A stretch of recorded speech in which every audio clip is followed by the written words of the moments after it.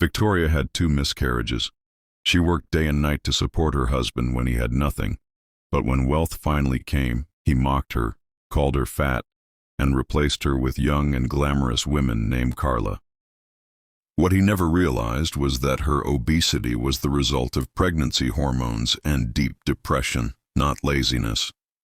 This is the story of a woman betrayed despite all the love, commitment, and dedication she poured into her marriage. Hello family, welcome back to the channel. Before we dive into today's story, please make sure you hit the subscribe button and turn on notifications.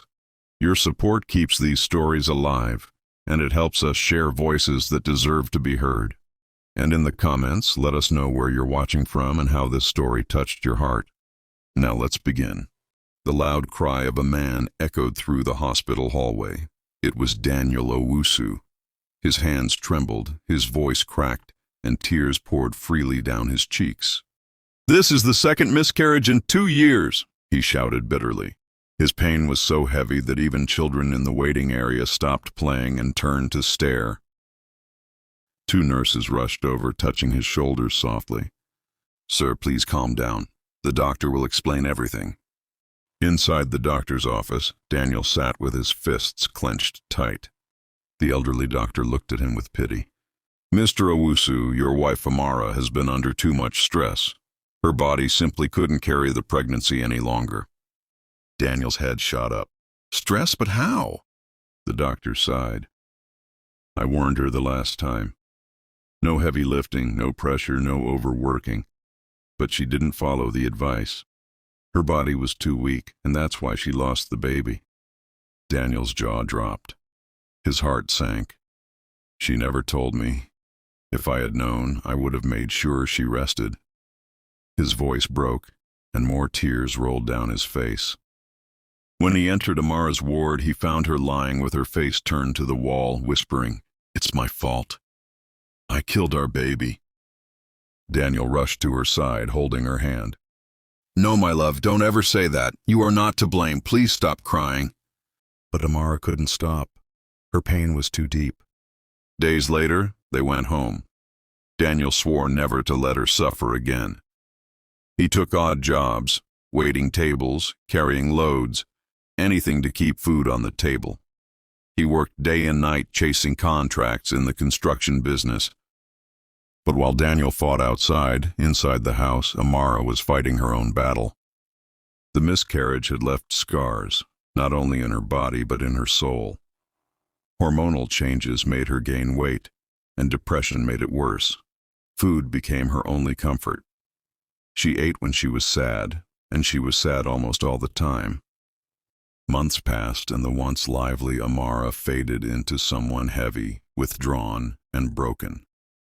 Neighbors gossiped cruelly. "Look at her. She's turned into a giant since that miscarriage." But Amara no longer cared.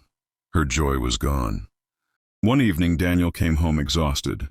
When he saw Amara eating, frustration spilled out. "Amara, look at yourself. Is this how you want to remain? Every day, just eating and adding weight?" His words pierced her heart like knives. She turned her face away in silence, tears streaming down. What Daniel didn't understand was that her weight was not laziness. It was grief. It was depression. It was pain she didn't know how else to handle. Months later, things suddenly changed. Daniel finally landed the big contract he had been chasing for years. His business took off, money started flowing, and life finally looked brighter. At first, Amara was happy for him. She even became his secretary, answering calls, writing letters, supporting him as she always had. But soon wealth changed Daniel. One evening, Amara rushed to the hotel lobby after hearing he hadn't come home in days. Her heart pounded as she searched the crowd. Then she froze. There was Daniel, dressed in expensive clothes, smiling proudly with his arm around another woman, a young, glamorous woman named Clara. Amara's voice trembled. "Daniel, who is this?" Daniel's eyes were cold. "Amara, since I married you, all I've had is bad luck. Look at you. You've turned into a fat embarrassment. Do you think a wealthy man like me can walk beside someone like you?" Clara laughed loudly, holding him tighter. Exactly, he deserves a real woman, not this. Amara's knees weakened.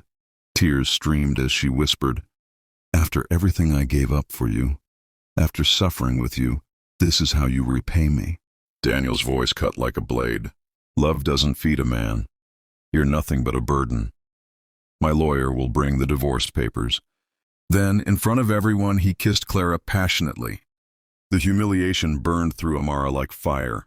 She ran out of the hotel sobbing, only to bump into a familiar face. "Amara, is that really you?" It was Michael, her old classmate, now a wealthy businessman. He had seen everything, his eyes filled with compassion.